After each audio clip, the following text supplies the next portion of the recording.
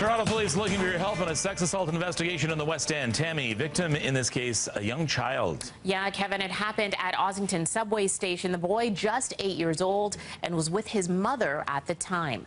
The assault happening around 8 o'clock last night. The mother and child had just arrived at Ossington Station and were headed up the escalator when the man approached them from behind and allegedly sexually assaulted the child. Now, we just spoke with a sergeant from Toronto Police this morning who explains what happened after.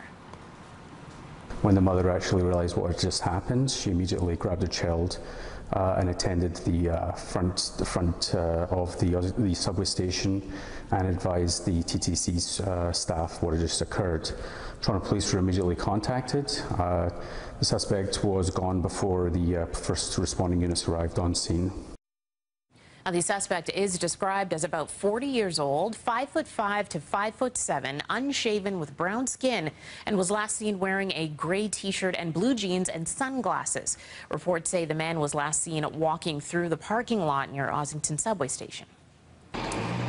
Careless smoking, a possible factor in a fire that sent 3 people to hospital last night.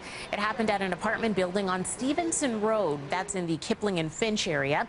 One woman was sent to hospital suffering burns to her arms, and 2 others suffering smoke inhalation.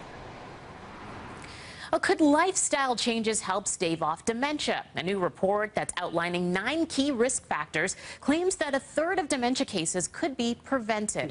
Here's a look at the 9 factors outlined in the wide-ranging study published in today's issue of The Lancet.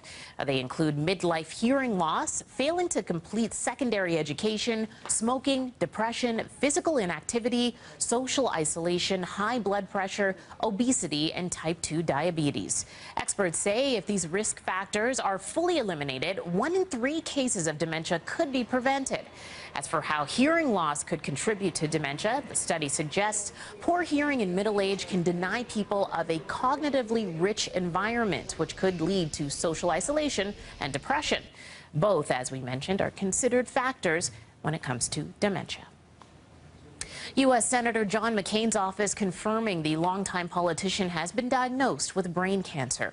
The tumor was discovered during a routine exam after a blood clot was removed from above the senator's left eye last week. Doctors at the Mayo Clinic say the former GOP presidential candidate has glioblastoma, an aggressive cancer that begins within the brain. McCain is now considering treatment options for the cancer. Barack Obama reacting to the news on Twitter, referencing the more than 5 years McCain spent as a prisoner of war in Vietnam.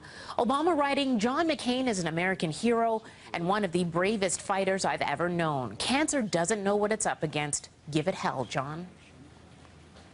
Well, Donald Trump's oldest son, along with his son-in-law Jared Kushner and his former campaign manager Paul Manafort, are all set to answer questions next week on their controversial meeting with a Russian lawyer.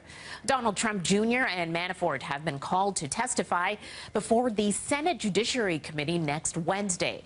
But first, Kushner will be speaking with the Senate Intel Committee in a closed-door session that's happening on Monday. The 3 will be asked about their meeting with a Russian lawyer last summer.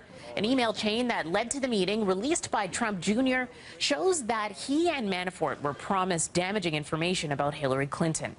The White House says both the emails and the meeting do not constitute collusion with Moscow.